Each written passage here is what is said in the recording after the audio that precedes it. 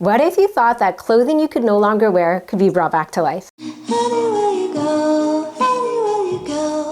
Hi guys, welcome back to my channel. Today I'm introducing you to Helen, and her business helps reduce waste. I met her on Instagram a few months ago and thought that it'd be fun to bring her along, especially in this day and age where not many people have her skill. Let's go into her magical place where she turns trash into treasure.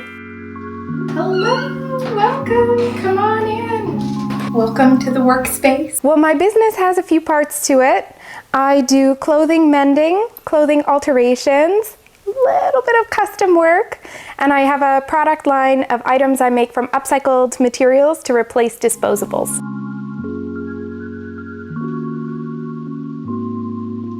So these are some of the things that I make, all from upcycled materials, mostly replacing disposable items, some for fun. I have a dish scrubber. It's got one side burlap, one side cotton towel, and it can go in your washing machine so you can reuse it. I have my makeup wipe sets. Oh. These, again, they can go in the washing machine once you've used them, and it's 3 layers of 100% cotton, and they're super soft. These are my sandwich bags. Oh, yeah, is it waterproof inside? It is, yeah. It's lined with waterproof fabric. That's also machine washable and dryer safe. It's excellent for a snack, and personally, I'm a big fan of using them with my reusable menstrual pads too. That's what I was gonna say. Yeah, it's like a really good companion for that. Because if you used up your period underwear, you can just put it in here. And then throw it in your bag and you don't have to worry about it. Oh, that's a good idea. Yeah. These are my hanky sets. Ooh. So it's just a set of 4 hankies. If you're an expert hanky user and you're used to them already, that's really handy to have. And they're all cotton. 100% cotton. They're the easiest to clean. Yeah.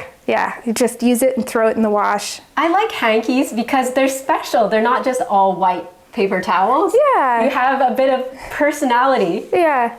And I've heard people say they seem like they'd be rough, but as someone with year-round seasonal allergies, they're much nicer on your nose. They are. If you're not yet an expert hanky user, I have this for you. This is my hanky kit. So you pull one up and the next one comes up, and then the dirty ones can go in the waterproof pouch on the back, which snaps shut. And then when you're ready to wash it, you just pull them all out and the whole thing can go in the wash. These are one of the ones that's more using up scraps than it is preventing waste in the future, but I just love making baskets from little bits of material. So this was offcuts from a factory, that's why these two match. And it's all the same type of fabric, so they're really even, but I just have a lot of fun with that technique. I take the fabric bits, I twist them. When you get to the end of the fabric bit, you add more and keep twisting, and zigzag stitch over everything to keep it together. And different colors. Yeah. Oh, and then we have a tote bag. Oh, many tote bags. Tote bags. These ones are my lunch bags. These ones, again, have the waterproof fabric in them. And these ones I use as a really fun opportunity to use up cool bed sheets. So vintage Tweety Bird. And I've got Spider-Man. Oh. Of course, who doesn't love Spider-Man? Yeah. It's good that you put the waterproof lining inside. Yeah. In case you can wipe it out, you can put it in the wash, you can spill your whole lunch in there, it doesn't matter. And it looks like a nice purse too. Yeah, totally. Yeah. Yeah, and then the totes, I always put the pocket from a pair of pants on the back. So you have one extra pocket. They're always useful. You can't have enough pockets. Right? Yeah. Pockets on your clothes, pockets on your tote bags, pockets everywhere.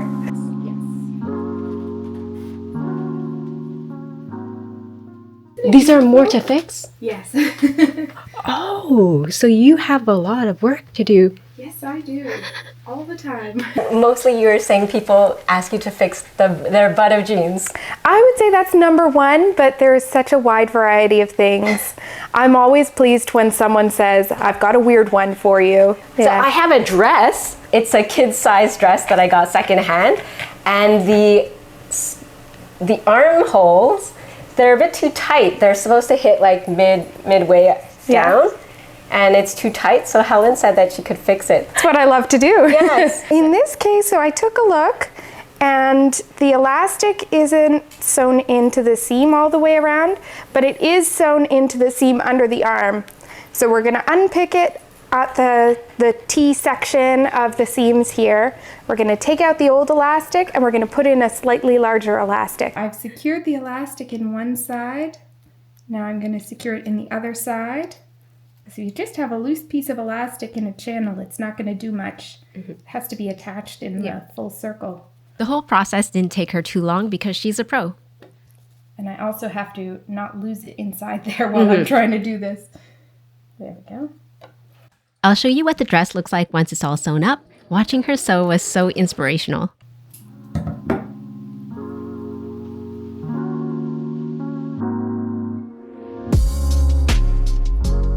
These are my next video project. They're my jeans that I altered to have this big triangle down the side of the leg. And this is the butt of another pair of jeans. Yeah, and this is the leg of a third pair. And I think this is from even a fourth pair here, all of which had holes in them already, so they were beyond use. And now my zipper has lost a tooth right there. So it's time to put a new zipper in the fly of my jeans. I like that you can still salvage the pair of jeans. Yeah. And it's kind of like patchwork, Yeah. but jeans. Yeah. I've never seen that before. So if you want to see her do that, you have to visit her Instagram page. That's right, Helen Men's TO. Somebody gave me these jeans. They thought they were beyond repair because of, that was a hole. Oh. So I've already done a rear end mend on these.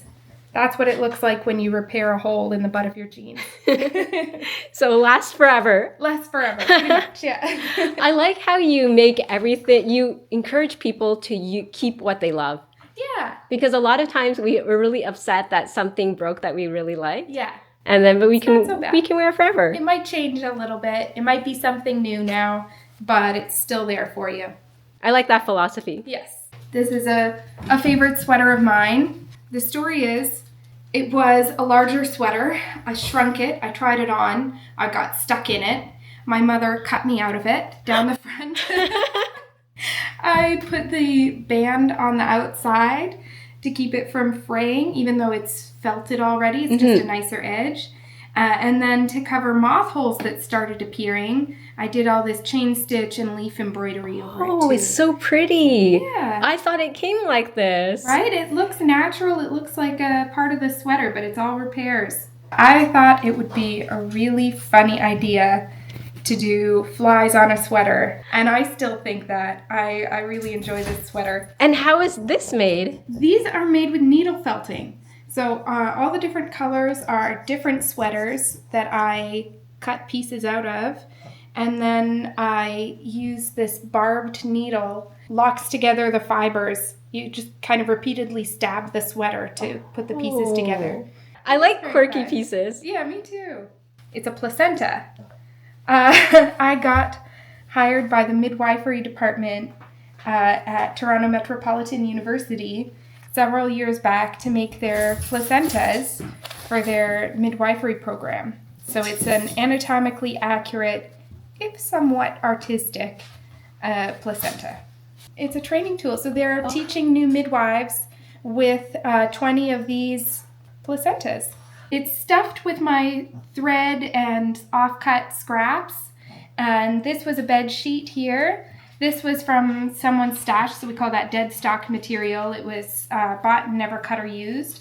And then this part was one of those sheer curtains, all upcycled. All upcycled. Yeah. So it's nice that you can save a lot of materials. Mm-hmm. Yeah, all things that would probably be in a landfill by now. My mother sews a bit, and she introduced me to it and encouraged me to do what I wanted. And then I learned a lot from YouTube.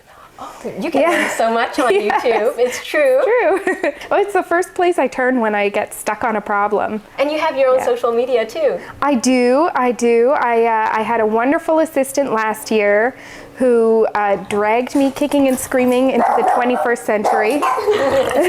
He encouraged me to start showcasing a little bit of what I can do on my Instagram, and I do shorts on YouTube as well. Of course, I know that you can fix the zipper on things, but not everybody does. It's good to showcase what's possible. Here's the dress that Helen fixed. I like it. It fits perfect now. It looks much more comfortable. Before it was like really tight and then I didn't like it. So here it's like, yeah. It's roomy. It's really nice. Thank you so much. I'll wear it for like forever till it breaks. You can find me on my website, helenmends.ca, and everywhere else that I am is listed on there. I hope you enjoyed watching Helen's process as much as I did. I know for me, it was so inspiring to meet somebody that's living their passion and their values every single day. If you need something to be fixed or mended, contact Helen via her website. Go to her social media page, that's where I am. If you like sustainable living in general, follow along. I'm always here, and I'll see you guys in the next one.